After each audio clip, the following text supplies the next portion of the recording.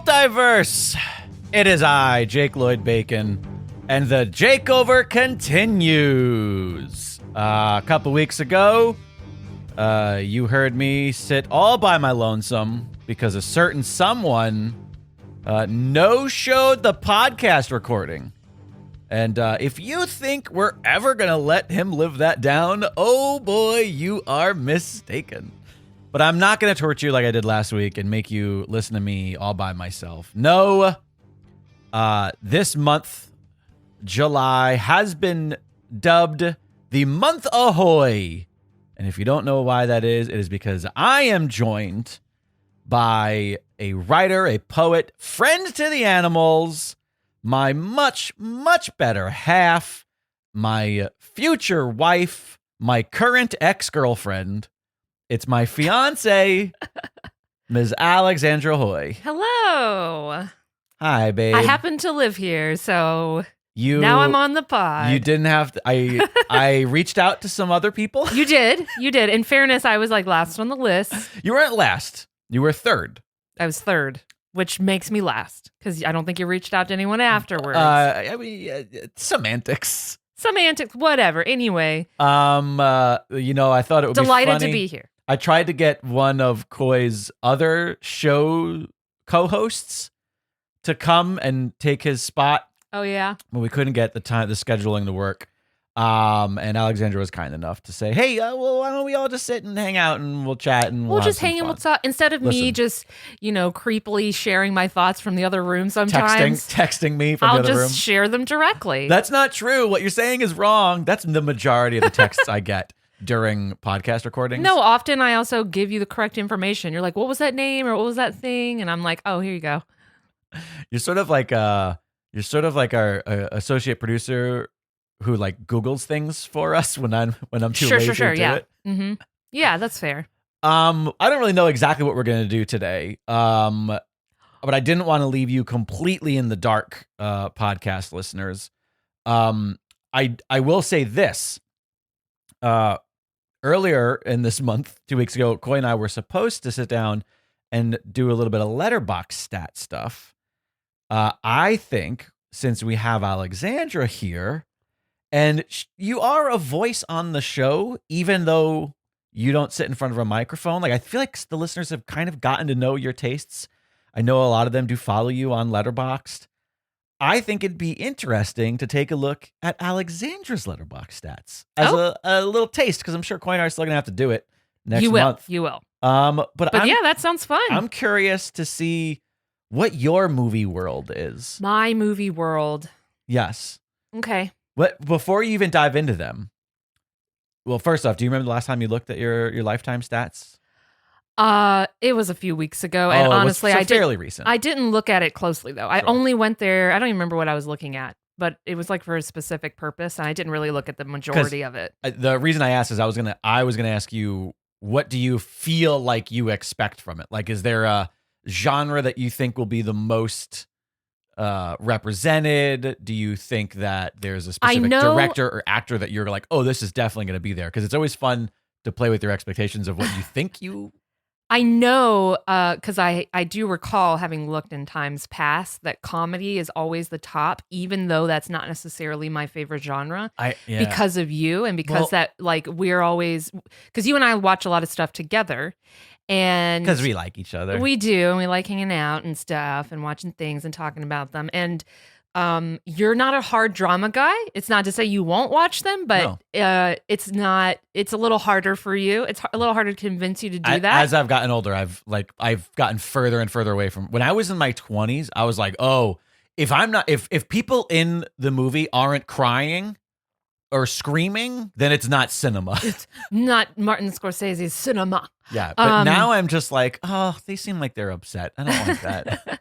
Well, I'm a little, I do love drama, and that's probably my favorite genre overall, but because I love you, and also I do love many comedies or many films that would have a comedy subgenre, whatever the other genre it is. Because a lot of things we watch are like indie dramedies or rom-com dramedies. There's always like a slash. And I think that's, Coy and I have talked about that, where comedy is the most common thing tacked on. It's very to uniting. every genre. So there's like horror, also a little bit of comedy. Drama, also a little comedy. I'm gonna geek out for just 2 seconds. You can geek out for a minimum of 55 more minutes. If you'd I was like. just gonna say, so I went to school. I was an English major, of course. I did also study film, but the English major part of me, ever since I learned at some point that like the way that a lot of our modern art kind of, not that this is the sole lineage, but Shakespeare is definitely a huge influence over a lot of things. And of course, the way that the plays were divided out, drama and comedies for the most part. And then you had the romances eventually came into play, and that was like the blend of those two worlds. And romance, not necessarily meaning love, but meaning like the combination of drama and comedy. Yes, yeah. And the definition of romance as a genre label changed. It did, and a long time ago. Those were like my favorite Shakespeare works are all in the romance category. Now, obviously, there's histories, and those are delightful too. But the romances are the romances are where it's at, and I do feel like as a couple, when we're gravitating toward movies, we're doing a lot of those slash.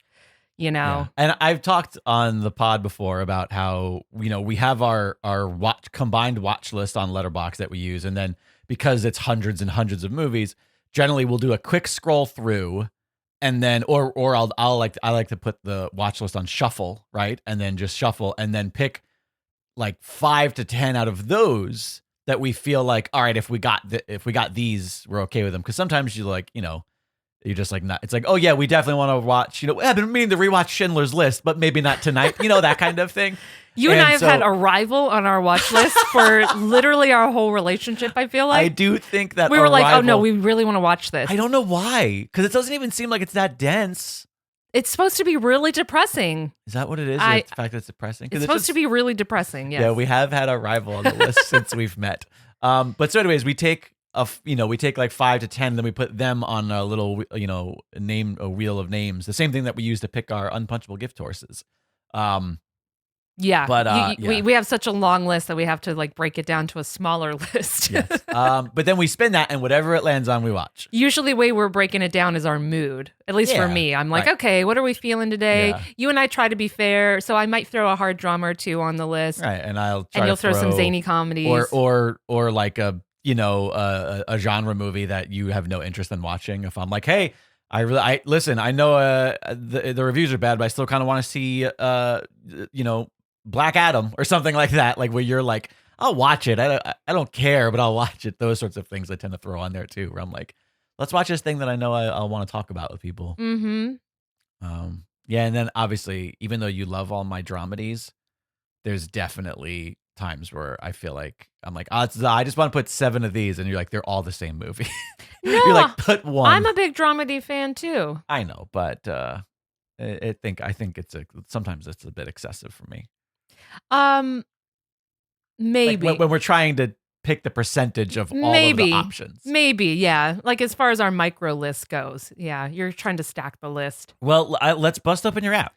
I want to see what your lifetime 1111. By the way, at Alexandra Hoey, Hoey. It's Alexandra Hoey on Letterboxd. It's how me. You follow her. So I need to go to my all-time stats because I'm a pro. Right? Yes. Do only pro members have that? I feel like everyone should. And then above, because I'm a patron. Oh, because I also. Oh yeah, I'm not a patron, but back when we were rich. Another thing I will note that I know is going to be there, and it will just air it now, is that I know Johnny Depp's like in the top 5. He's probably in the top 3. He's in a lot of movies. And that's because when I was a teenager. Why I was in love. Disclaimer. Why you think this is a problem? Because he's listen. Do you know how many people?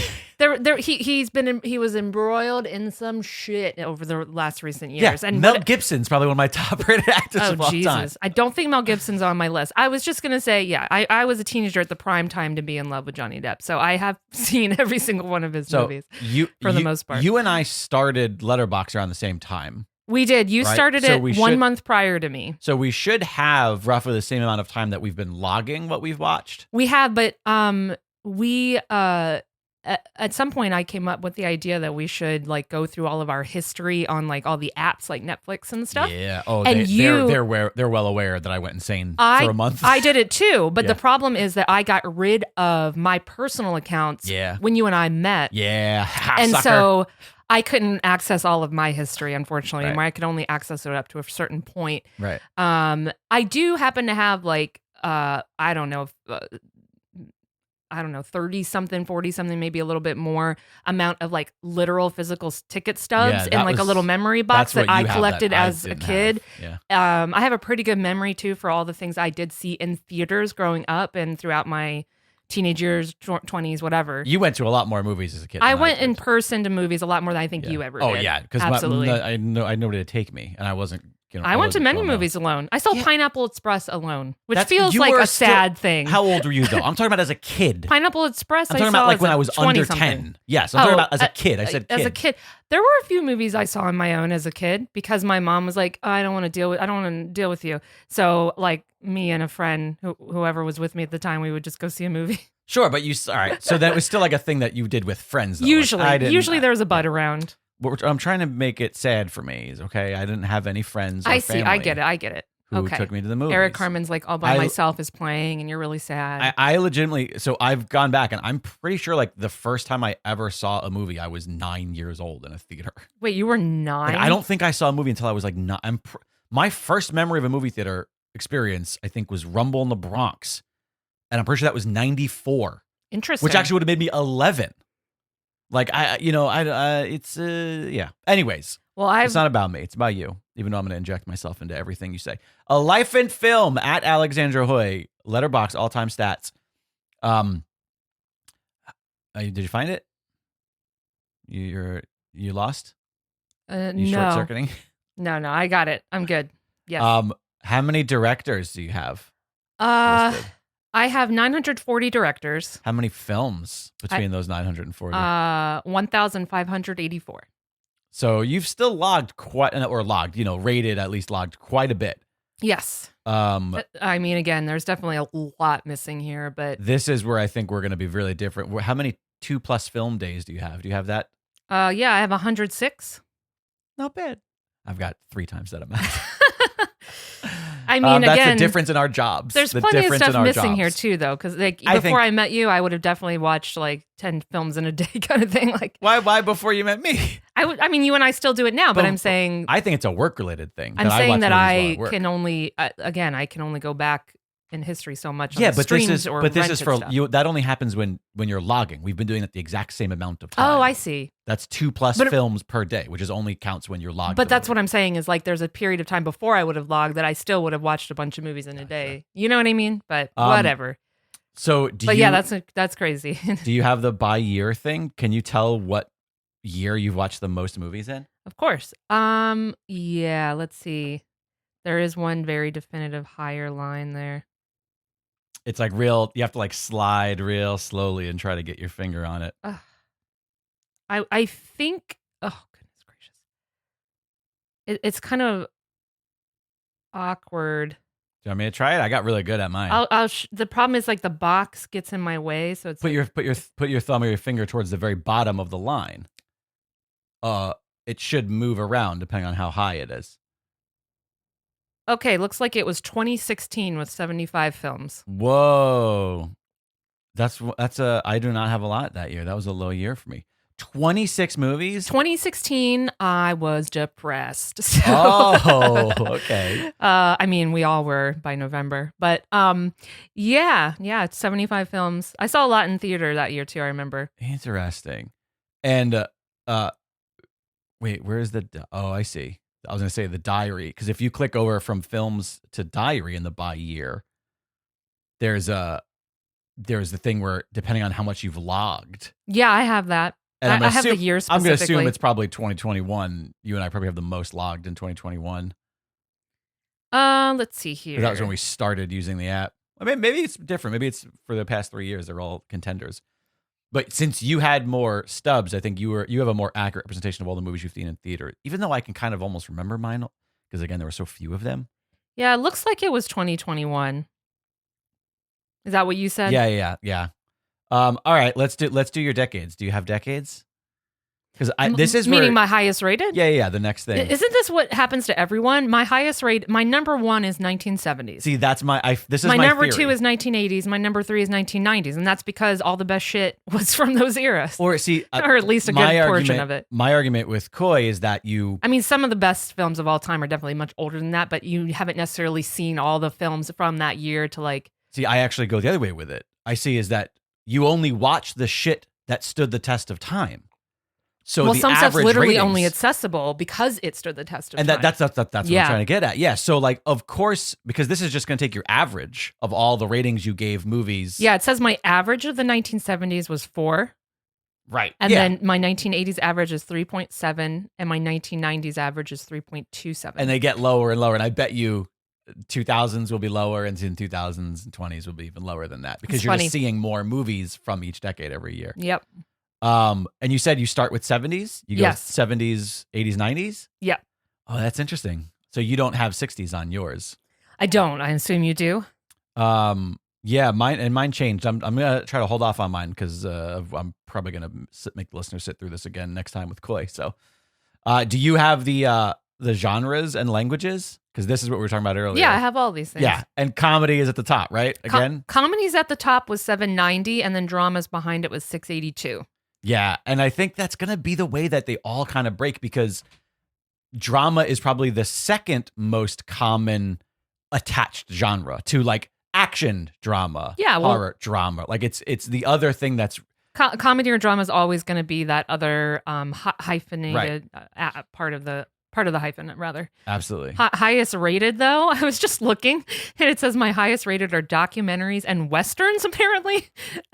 Interesting. Probably because you haven't seen a lot of westerns, and much like with the decades, you've only seen the ones that are because you're maybe not like a huge western person that. Well, I have seen seen quite a lot of documentaries, so I guess that makes sense. But the western is really funny to me.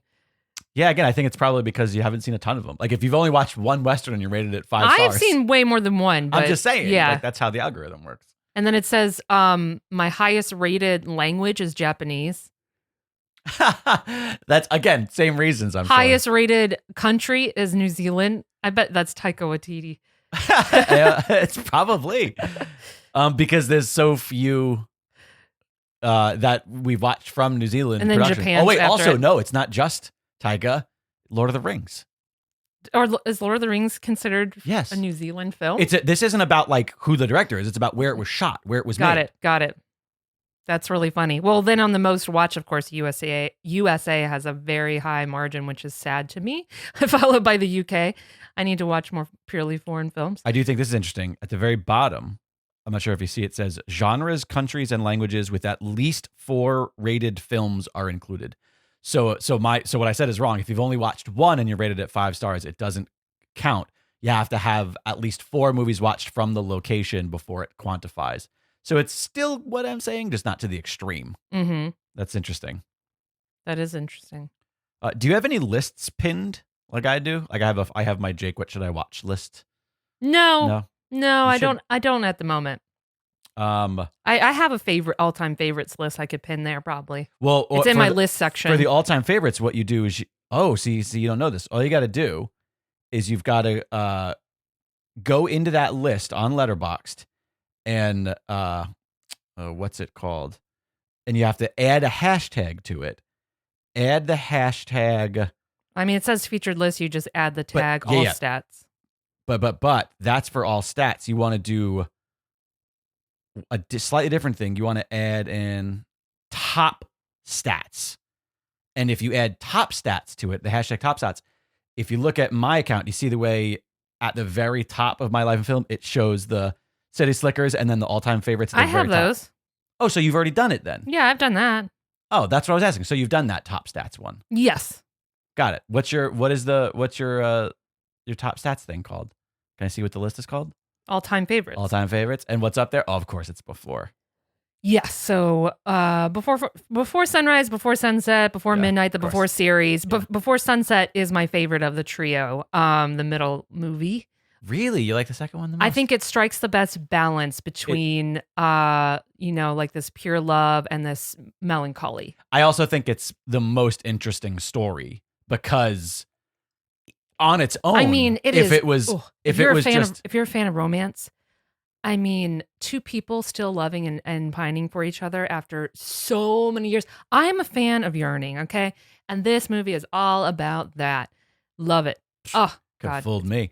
Wow. But yes, I think it's the most unique story in the fact that even if you hadn't seen the first or the first one never existed, if the premise was 10 years ago, they met on this train, then that story still works really well. It does. Whereas like the third one is really definitely more predicated on the everything. prior two. And while the first one is amazing. I mean, the first movie. one is a perfect movie, and for anyone that feels it's their favorite, I totally get that. The second one is just a little bit more fascinating, I think. Again, I just think it strikes the best balance. But yeah, and then I have Grand Budapest Hotel. What's your favorite Wes? That's my favorite Wes Anderson film, yes. Once Boy, speaking of Taika Waititi. Oh, I love that movie. Chungking Express by Wong Kar-wai. Chocolat. Pride and Prejudice, 2005. By Joe Wright. Wait, is that the one with Keira Knightley, yes, and Matthew. I said Keira Knightley, and Matthew McFadden, who is the ultimate Darcy. Don't come for me, Kollin for fans, and then rounded out by the Skeleton Twins. I like that we share some of those. All right, I'm curious about your lists. Your list progress.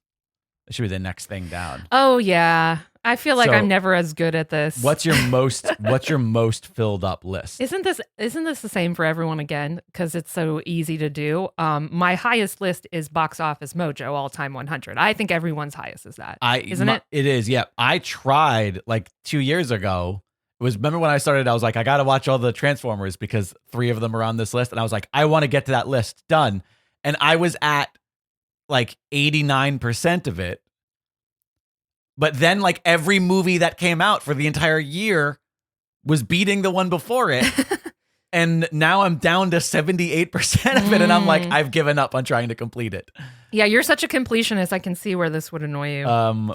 But what about your Oscar Best Picture winners? Let's see here. I have 35% for that. That's interesting. I thought that would be more because I feel like I may not have logged them all, is the reality. I'm actually like going into it directly. And well, also the Oscars have been around for a long time and you might not have seen all of the old ones. But I'm sure there's plenty that I'm missing. I'm telling you. Like until I like go into things like this, I may just forget certain movies exist, to be honest. Sure. Do you care about the Oscars? What's your take on the Oscars? My take on the Oscars. So up until I think it was the year for La La Land, maybe, and Moonlight, that whole debacle. A couple years ago, yeah. Or maybe... Wasn't that like 2017? Wasn't that like a year we met or something like that? It would have been, roughly. I think basically when I met you, I stopped watching the Oscars. Was it my fault? It wasn't your fault. It's just... Or actually, I probably stopped watching it maybe the year prior to that. Growing up, I loved it. It was such an affair. I can still recall certain moments of Oscars that were really fun. Like obviously some years where Billy Crystal hosted. And there were just films I rooted for. And I think I definitely cared more when I was younger and it felt more special. Maybe there's something to be said in the cynicism of moving to LA. And then when you're here and you're part of this entertainment business, quote unquote, and you're like in the Kool-Aid. Why is business in quotes? It is a business. Just because that's, they call it the business here or whatever. Yeah, I don't know. It just, I started to see it more for what it is, which is just bullshit. It's like so many films that are so beautiful and brilliant will never see the light of, in the eyes of the Hollywood foreign press. Also moments in history, for example, all the shit Brendan Fraser endured. I just can't help but feel like it's a bit of a fucked up thing, the whole thing. And so, yeah, I do think there's a special magic in a way to like a bunch of people getting together to celebrate the arts. But on the other hand, Maybe no one can say it better than Ricky Gervais. Well, that was the Golden Globes. That was the Golden Globes, but yes, I mean, like his point. whole like sentiment about these sort of things, I think maybe was probably the best take on it. Yeah, Very for me- self-masturbatory. For me, it's just it's there. You can't be nominated without a ton of money, and it's like at the end of the day. Well, it's- no, I there's feel always like, the little indie darlings, yeah, right? but that's it's because they like feel like they need. Like at the end of the day, it's all just a business. the cream does at not the end rise of the day. to the top. No, And I haven't liked the Oscars for probably about 10 years ago. I stopped watching. I think the last one I watched was when District 9 was nominated because I was such a fan of that movie, and I was like, oh, I love that it was. you got really mad. South African. Oh, fucking Hurt Locker. Ugh, gross. I did watch that year. And there was a lot of other great movies that year too that were in that. Absolutely. And I think at the end of the day, I really started seeing it for what it was, and then, man, boy, it's how the turntables. how the turntables. We let Will Smith walk up on stage, slap a performer in front of a whole room full of people, and then handed him an award later on. There's a lot to unpack. Also, the Academy is pretty fucking crooked. Yeah, of course. Like we know just as a business, they are really messed up. Sure. And like we do have like firsthand knowledge of this. So yeah, no. Yeah, they're not great people. Scrooge. With that said, I'd love to be considered. Thank you very much. This is going to come back to haunt you. No, can I tell you, if I'm never going to be successful enough to ever even be any sort of Oscar conversation. Don't say that about yourself. If I were to ever be nominated, I would. I will. You'd be one of those people that declined. Insufferable, righteous piece of shit. Do you have any idea? They're gonna be like, oh, this fucking guy. Who does he think he is? Yeah, Tom Hanks isn't too good for the Oscars, but he is. Get the fuck out of here, Jake Lloyd Bacon. Pick a fucking name. Yeah, I'm gonna be insufferable. Well, there's many people in history who have been insufferable. I'm gonna be like, I'm doing this for Neil Blomkamp. No, I'm kidding. So what are some of the other lists? What are you? Are there any of the lists on here that you're like, man, I'm bummed that how are they low all this the is? same lists? Like we both have the same list. Yes, these are the completion of lists made by the feature Letterboxd. list. Okay, yes. yeah. What was your question? Are there any that you're surprised at how low or high they are, any that you're upset that you want to get more in? I am not like you, so I don't really care that Really? much. You don't care that you... But I will say, if I'm going to try and fill one up more, it would be something like Edgar Wright's 1,000 Favorites, like, because I love Edgar Wright, and I think he and I share What's your percentage of all a the similar movies? taste on many things. 19% at the moment, almost 200 out of 1,000. So I like that you're like, I'm not like you. And what I was alluding to was that, like, for example, I'm embarrassed that I've only seen 5% of the women directed top 150 is the point I was trying to make. I've only seen 6%, you know? So that's what I meant. Like, Although, stuff like again, that. You go, I'll add an asterisk because there could be stuff I just haven't, like, I need to go through these lists and see if I'm missing anything. But yeah, at the moment, only 6% of that. Obviously, we should up that ante. I've seen 19% of the top 250 horror. oh. What's your 19%? Yeah. I'm only at 11. Yeah. But I actually thought that would be more for you, to be honest with you. Again, maybe I'm missing some. That's only but like what, 40 movies out of the 250, probably somewhere around there. Yeah, I'm not exactly sure the exact how It says it. It says it right below it. Oh, right, it does? Right below the 11%. Oh, 48 Yeah. out of 250. Yeah. So what about the Letterboxd top 250? Because I think this has become the very first list. I think this is the one it leans so modern because of the fact that, like, since the app's been around, more people log the brand new movies they go see, and more people rate and review it. Whereas, like you're like, oh, I forgot to go and rate a movie that I saw 3, or 20 years ago, that kind of thing.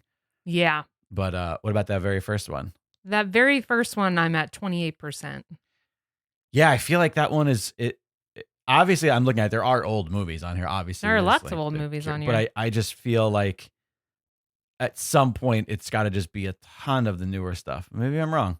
I'm curious to what I assume this was like the most logged. Oh yeah, average weighted rating of all Letterboxd users. No stand-ups, no stage plays, no concert films, no documentaries, no shorts, or any rarities. Only feature-length narratives are listed. and they have to have a minimum of 5,000 ratings to be eligible to enter the list. Wow. Interesting. Okay. I'm at 50% for the IMDb. 5,000 rating. Guys, I need about 4,989 more people to rate. Everybody Pinch get out there. my feature. Rate and watch Pinch. Just to be qualified. It's not going to make the list, but at least I'll be at least I can qualify. You just want to qualify. You want to be a contender. I just want to be. It's just, listen, I'm just happy to be nominated. All right. What about your most watched? This is also Wait. What is the nominated side of the list progress? Does that matter? It says track progress against your own public lists by tagging them with list stats. I don't do that. I think this is. There's also collections. Yeah, that's the next section. We can go through collections. I just assume that this is one of those things where it's like, oh, we're just gonna name all the things. Yeah, we're gonna name all the things. That's fine. We can skip that. Well, here's the thing. Go to the almost section. The almost, like, what have I almost completed? And is there anything on there that you're like, oh, Jake, we should let's watch this because then we can complete this list. Let's see. I have 25 almost completed collections. I have 21. There's things on here that I'm not like, I don't need to do this immediately sort of feeling, but yeah, eventually I'd like to finish them out. Like, and then there's some I couldn't care less about.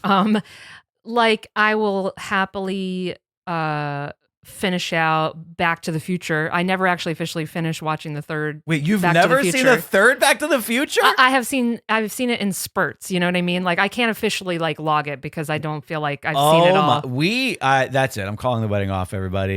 You've not seen the third Back to the Future? Not all the way. Can I tell you? This is my biggest point of childhood shame. As a child, that was my favorite one. Why is that a point of shame? Because it's not universally renowned. No, it is not. Which is why I haven't been in a rush. But as a kid, I loved cowboy shit. You do love cowboy shit. Yeah. And they had a fucking the old steam train. Do you think this will count toward my westerns?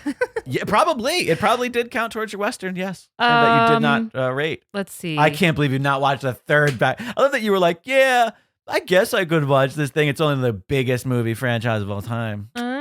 Sacrilegious. Let's see what else that I would like to finish out. Actually, maybe that's really it. I mean, there's other things that I'm like, I know I'll finish eventually. Like How to Train Your Dragon. I would love to watch the third one. We need to watch that. That's one of my favorites. Jurassic Park, I don't really care that much because I heard that new movie sucks. You have 4 out of 5? I have 5 out of 6. I'm sorry, 5 out of 6. That's what I meant. Yeah. So yeah, that last movie. Apparently I'm missing a Men in Black movie. I guess the third one. Oh, did you not see the one with speaking of New Zealanders? You didn't see the one with Jermaine Clement? The third one? It says that I'm missing Men in Black 3 from 2012. Yeah. So you never saw that one. That has Josh Brolin. Yeah. It wasn't great, but it wasn't terrible. It was better than the international one that came out. Scream was previously completed, and then they made another movie, so there's that. Gosh, Toy Story 4. Stop answering the phone. Yeah, I also haven't seen Toy Story 4. Yeah. We should add that to our list. Toy Story 3 wrecked me. Yeah, it wrecked me too, that I'm like, I don't really know how to feel about Toy Story 4. Like, what toys for another 20. Apparently I'm missing one of like the last of whatever the Jay and Silent Bob collection is. Okay, so that's annoying because it's the animated movie. Oh. And I've seen it. We own it. We have it on Vudu. But and also, like, for example, I haven't completed the Clerks collection because for the sake of my stats, I don't log the little 9-minute short film. Right.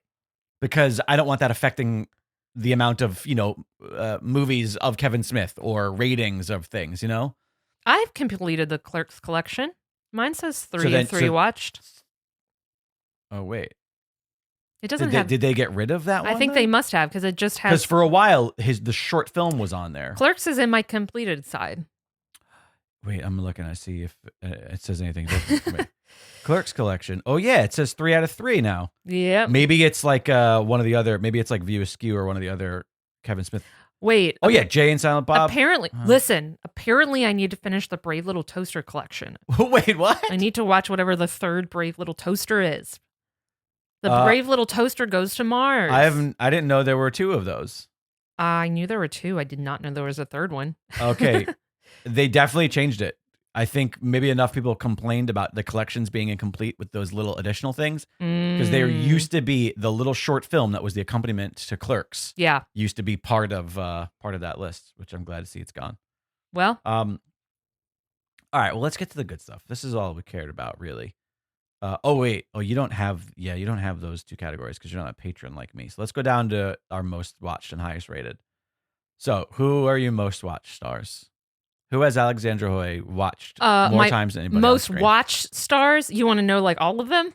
Well, you can listen. They only list 10 unless you add more. I mean, no, there's more than that. I think There's 10 until you click see more. Why you gotta challenge me? There's 20. People are recording this. Yeah, when you click see more, there's 20. I already hit see more. But there's only 10 until then. Do you see what she does to me, ladies and gentlemen? She makes me seem like I'm the asshole because she disagrees with me. Anyway, and then is like a senator. And spins it. My number one like most watched spin room. My number one most watched star is Paul Rudd. Oh, he is. He's one of the best, one of the greats. The eternal, beautiful Paul Rudd. How many movies of his have you watched? 35. Wow, you're missing quite a few Paul Rudd movies because I have more than that. Yeah, if I go in there, I do see there's some missing. And is he your number one or is he tied for one? No, he's actually my number one. Wow, who's your number two? No surprise, it's Johnny Depp because I've seen everything that's not somewhat new. 34. So there's definitely new stuff missing, but right. Well, I mean, honestly, I'm not even in the 30s for Johnny Depp, so there's a ton of stuff. You know what? I haven't That's seen. okay. There's lots of stuff, and it's not very good. That's fine. Number 3 is Scarlett Johansson. I love that you got a lady that high because I am very embarrassed, but it's also not my fault. It's the film industry's fault. That's what I say. Oh, I see. Even though Scarlett Johansson's like the highest paid actress. Yeah. She's in everything. Yeah, she's not even in my 20, I don't think. But oh, God. My 4th is Ben Affleck. That's crazy. I mean, you just recently added one off of him that you hadn't seen previously, and that was Dazed and Confused. That's true. Also, we watched Air not long ago. Affleck was the bomb in Phantoms. Did you see Phantoms? Yo, Affleck, you were the bomb in Phantoms. What? Did you see Phantoms? Is that one of your list? Is that one of this? No. So then he's going to get even higher because we're watching Phantoms today. I have actively avoided Phantoms. Why? It's not very highly rated, Jake. But it's a cultural... do you see every movie of cultural importance because of that fact? No, of course I don't. My 5th is, rounding out my top 5 is Samuel L. Jackson. That's the most surprising to me because I think he's my number one. Most people I think of Samuel Jackson because of the goddamn Marvel movies. Well, yeah, I mean, because he's in like a cameo after credits, and it's like and another. He inches up there, I'm sure, for a lot of people for that. But also, I've seen lots of non-Marvel Sam Jackson movies. So, all right, well, listen. Oh, and then of course it's Ben's bestie, Matt Damon, as number 6. Oh, it's surprising to me that Ben beats out Matt because I think Matt only is by 2 movies, probably in more movies, but only by 2. Yeah, I don't know exactly how that worked out, but I'm sure Matt. They probably swap around all the time. I'm guessing, right? Because there are a couple movies on my list even now that I want to watch that have Matt Damon that don't have Ben. But right. At any rate, yeah, and then J.K. Simmons. Funny enough. Yeah, I mean it makes perfect sense. And then Bill Murray. Oh. And Kristen Wiig and Will Ferrell at the top 10. I mean, that's a respectable list for sure. Too many white people. I mean, yes. I mean, top 10 white. What is happening? But listen, if we go to my top 10, we should go to my highest rated. Well, now click over to highest rating because it's what I love about highest rated is because of what we talked about exactly like the ratios. A person could be in only 3 movies that are a franchise that you love, and then they're going to end up being your highest rated actor. So, is there anybody even in your top 10? Most watched that's in your top 10 highest rated? Because there are none for me. No. I love it. So who's your highest rated actor? My highest rated actor is Daisuke Kato, who was in a lot of well, not a lot, but a number of Akira Kurosawa movies. He's in Akiru and Yojimbo, Rashomon, and Seven Samurai. All of which are like 5-star movies for me. So is he 5-star? What's his rating under his little name when you click on the highest? He's rating? A 5-star actor for me. Yes. I don't have any 5 stars, but I love that you have it. So he is. Yeah, I'm a like a fucking nerd. film school nerd. I am a huge Kurosawa fan, and pretty much he's made no bad films, in my opinion. I know other people may feel differently. That's fine. That's to each their own. But yeah, no. Who else is in your list? Followed by Noriko Honma. So there's probably gonna be a lot of the same. Again, same exact movies. Yeah, Kurosawa, of course. Rounding out the 3 there is Takashi Shimura. Again, same movies. Who's the first non-Akira? Well, now the 4th one is the first Akira Kurosawa actor, which is Chadwick Boseman. Oh, interesting. 4.8. He was at the very top of mine, and then I watched 21 Bridges, and he jumped, and then his whole average skewed because that movie was not good. But I think it's because you haven't seen a lot of his just like other movies that came out. The only things that I have logged for him are 4 Marvel films. So that may ever be skewed. 5th is Julie Delpy of the Before series, and she's in mine too. That's our first 2 Days in Paris, 2 Days in New York, etc. She's a 4.8 on mine list. I love that your top are all they're all still really high. Like they don't start dipping down for a while. And I think it's because, like I said, of the this is this chain of movies that are all just so good. Well, then it is Cohen Holloway, 4.7. He is in Boy and Hunt. Right. Hunt for the Wilder People. What We Do in the Shadows. Eagle versus Shark. Obviously, he and Taika work together a lot. You'll like this. I have 7. Bruno Kirby at 4.6. Really? Yeah. Wow. He has been in some duds. Well, and so the only movies I happen to have logged for him are probably some of his best movies. Right. You have The Godfather 2, When Harry Met Sally, City Slickers, and Spinal Tap. Right, yeah. So, which are all iconic movies. Yeah, he's in some iconic films. But he's clearly. he was also in a lot of crappy I might movies. be missing some stuff of his. It'll be funny. I should go back through his He's stuff. that guy who he's like the best part of a bunch of crappy movies of the era. Like he's the guy where it's like, oh, this movie's terrible. But then Bruno Kirby walked in and it was great. Next is Rachel House. She again works a lot with Taika. Yep. Aaron Lazar, who is in Everything Everywhere All at Once and The Wolf of Wall Street, as well as Marvel, a couple Avenger movies. This is Where I Leave You. Also, I logged Stephen Sondheim's Company, which is showing up here as well. Let's hop down Winston Duke. He's the last of the top 10 for there. Yeah. We both have a Duke in there, and again, only Marvel stuff. Yeah, Marvel stuff. What about your directors? Who's your most watched film director? My most watched film director. I mean, it's gonna be like fucking. Also, I was gonna say. I was literally gonna guess Spielberg, and yes, it is Spielberg. Also, I'm a little upset because the way that Letterboxd changed their ratings and review, like the way that they do their stats, where now there has to be a minimum amount of things logged for this to be on here. I used to be in your top. You did actually. It was really cute because it was like, oh yeah, of course I have to rate my significant other's movie a 5-star, even though it's not a 5-star movie. Really, I would give it a 1. No, I'm just kidding. Whoa, shots fired. No, I genuinely gave it a 5-star, and that's because shots fired. I think it's beautiful, and I told you that when I first saw it. Movie, beautiful. Let's talk about that. What was it? Tell the people what it was like when you met me and I was like, yeah, I made a film. We're going to go to film festival. You're going to see it. And I did not show you the movie. So you did not know what you were getting into. Wait, what is your implication there? The audience might be interested in hearing your perspective of like seeing a movie of like that you made with everyone else in a big theater. Yeah. But as my significant was other, like, oh, what did he say? I don't know. He was like, hitting on you.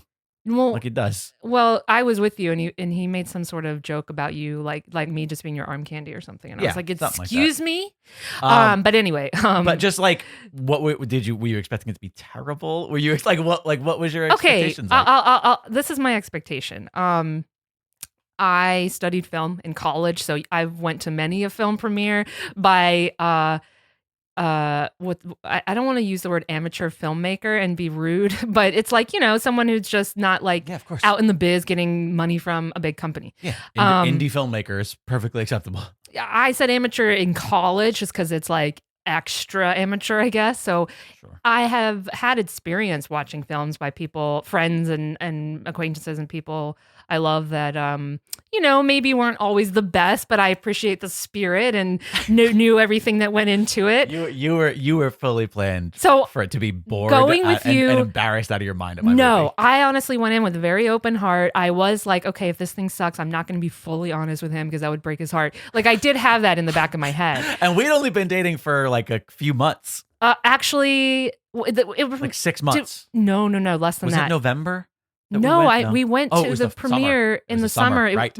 I want to say it was June. I think July, June, somewhere in that range. Yeah. And we started dating in May. Yeah. So anyway, it was kind of overwhelming only in the sense that I also had just met your mother and your sister and your whole extended family. Sure, but that aside. And your aunt's behind me with jingling her little that bracelets. Aside, I'm talking about and your mom's like, that's my father. And like, it's just like a whole thing. But yeah, no, I was pleasantly surprised. I thought, wow, this is great. Tony Wayne's fucking awesome. Jake is amazing. You obviously, like any film where it's like you're having to do every little thing, like there's little flaws, rough around the edges, and that's okay. Sure. But that's okay. I think the heart of it is really great. And you were planned to tell me that if you didn't like it, you were just gonna lie to me. I wasn't gonna, I was gonna soften it. I wasn't gonna be like brutally real with you. You're gonna give me the shit sandwich. I wasn't gonna be like, oh yeah, it's the best thing ever, like, and not tell you any truth. But I as you can remember, I'm sure, like when we were in the car ride home, I told you sincerely I loved it and I thought it was great. I feel like I would have got the shit sandwich from you. You would the have patented Alexandra. And Alexandra does this fantastic thing where she'll it's a say customer something service skill. Yeah, she'll say something like nice. She'll be like, "Oh my god, I can't believe how great Tony was in this movie. I really thought the plot was kind of terrible. But by the way, I can't believe how much you did for little money." Where like she'll put the Everyone, a Jake, little compliment. Jake, you're explaining a very commonly known tactic. And then a huge criticism, and then another little compliment. Just a minor criticism. Yeah, just a minor criticism. Minor criticism. A little shit sandwich. That's what it would have got. Yes, but in conclusion, I loved it. It's great. Everyone should watch it. The end. That's not what I was hoping for, but I appreciate it. That's okay. That's what I'm here for. All right, so I'm no longer your highest rated director and or actor, unfortunately. No, this little guy called Steven Spielberg is actually at the top, followed by Tim Burton. This one, listen, I don't know what to say. Woody Allen's my third one. Okay. Listen, Woody Allen. He made a lot of movies. Listen, he's a piece of shit. We all agree. But he's made some amazing films. So I don't know. It's like separate the art from the artist. It's a whole fucking thing. It's a conversation worth having. It's been really hard for me to watch anything by Woody Allen upon learning so much about him, I will admit. But also, a lot of his newer movies are just garbage. Garbage. Have you seen Magic in the Moonlight, people? I hated that movie. The one that you showed me with I Owen showed Wilson. you. Oh God, that movie's great. I showed you Midnight in Paris, which is one of I his almost said Forget Paris. better, more recent Midnight in Paris is movies. Amazing, and it's the last thing he ever did that was decent.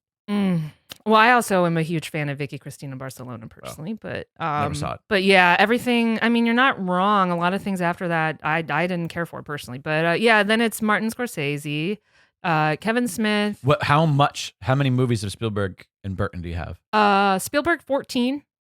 So wow, that's crazy. And then what about Burton 13, and he only has he's close, right? Yeah, and then Allen is 12, Scorsese is 10. Kevin Smith is next with 10. So then you probably have a bunch of ties. Yeah, it is tied. Well, Yeah. Kevin Smith is tied with Quentin Tarantino, who Right. only has 10 movies, and he's at 10. Ridley Scott at 9. Peter Jackson at 9. Wes Anderson 8. Chris Columbus at 8 is the last one. That's kind of Gotcha. funny. And what about your highest rated?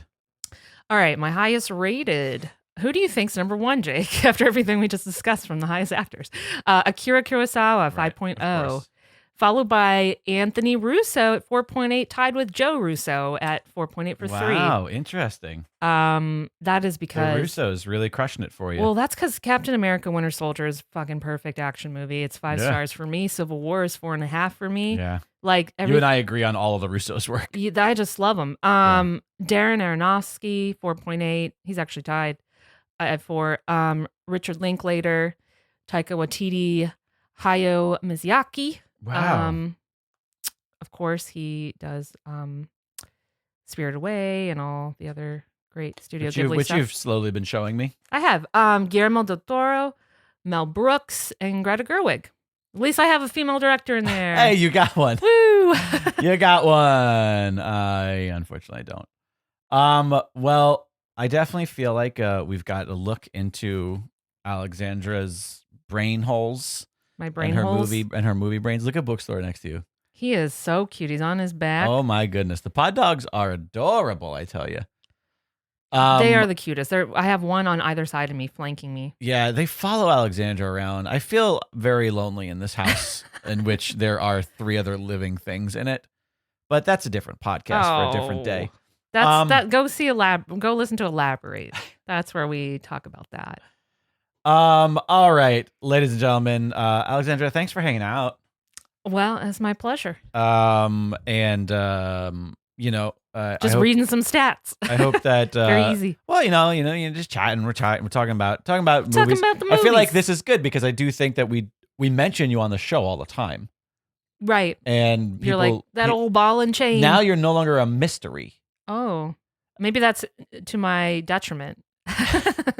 They're like, oh, this bitch. Oh, you used to be like a cool rock god mystery. Yeah. But then we've humanized you. Yeah, I'm no longer a weird alien. Well, sorry to burst your bubble. If he remembers that he's got a podcast, Coy should return. Never gonna let him live it down. I'm never You're letting so harsh. him live it down. It's going People to be have lives. It's going to Things be happen. my favorite thing about the show from now on. Oh my god, I'm gonna make a t-shirt to sell at the shop that has the missing poster. Oh god, with his face and then the date of the shows he missed. Wow. That's a good You're idea. hardcore. You're hardcore. That'll be really funny. Wasn't there a famous missing poster in Breaking Bad with Walter White on it? While I love Breaking Bad, it's one of my favorite shows of all time. I cannot recall that specific detail. Okay. Maybe. Anyways, if you want to have your voice on the show, you can do that. Call in, tell Coy how upset you are with him, and tell him that you don't think he loves you as much as I do. At 818-794-0722. That's 818-794-0722. Or you can send a voice memo on your phone to contact@koycast.com. That's contact@koycast.com. And Coy and I will play those on the show and, chat with you that way. Of course, Koycast is made possible by our patrons. Please consider becoming a patron over at patreon.com/Koycast. There you have access to the weekly patron-only podcast in which Coy usually and I dive into all of the movies and TV shows and art of any sorts that we have enjoyed in the weeks prior.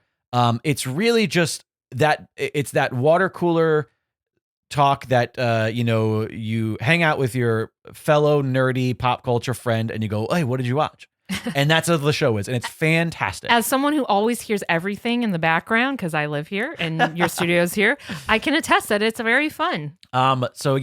Please consider showing your support over on the Patreon. And by the way, this is the month of Hoey, even over on the Patreon. Alexandra has joined me for the entire month talking about all of the movies and TV that we've watched. And so if you have enjoyed this and you want more of her, you can find it there over on the Patreon. And of course, we must acknowledge Craig Arrogant Desperado B. It's such an odd name. I have so many questions, Craig. The current unpunchable gift horse of the month. If you would like to challenge Craig for that title, win an item of your choosing from the shop, and give Coy and I something to watch, then you've got to become a gift horse. Gift horsed? Gift horsed. Past tense. You have to become a gift horse tiered. That's where the D came from. I was going to add the T in the next word. Gift horse tiered patron over on the Patreon. What else? Use hashtag KoyCast if you're talking about this on the social medias. Make sure you're tagging myself, tagging Coy. You can find me at Jake Lloyd Bacon. He is at Coy Jandro. Please give him just tons of shit for missing this show. I am begging you. And of course, at Alexandra Hoy, at Alexandra Hoey, right? It's me. Yes, that's me. And you are on the Twitter and the Instagram. You don't use Twitter a ton, I don't but use you're Twitter there. a ton, but I'm there. Honestly, I'm on Insta. People might not see it anyway because they'll reach their 600 tweet limit. But that is Alexandra Hoy, and you can also find her on Letterboxd. And last, certainly not least, hey, join the Discord community. It's completely free. It has nothing to do with the Patreon. You can find the link at koicast.com. There you can click the Discord link and communicate with not just the Koicast listeners, the fellow Koicast zealots and the Koi sweaties, but you can also communicate with all of the other fantastic Dragon Wagon Radio show hosts and listeners. There's communities there for all sorts of topics, movies and popular culture and politics and music and literature. And there's an entire thread just for posting pet pics, because it's the best one. What brings joy to your heart more than people's doggies and kitties and birds and rabbits and all sorts of stuff. Oh my. Oh, and of course, if you have enjoyed Alexandra here, please check out Dungeons and Dragon Wagon right here on Dragon Wagon Radio. And Me, You, and 30 Other Men, both shows in which Alexandra partakes in. And is delightful and hilarious and adorable because I love her. I love you, babe. I love you. Thanks for listening, everybody. Do good work well. Classical mythologies have shaped the very world we live in. Yeah, whatever. I don't have time for dense, dusty old books, Paul. Great. Well, that's what podcasts are for. Oh, good point. Join me, Paul, as I teach my best friend and improv comedy partner, Sarah, all about mythology on Myth Understood.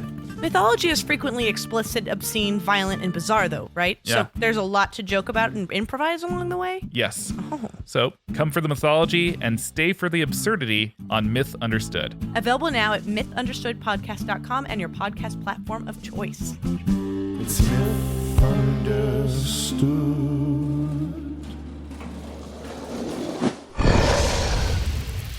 It's Dragon Wagon.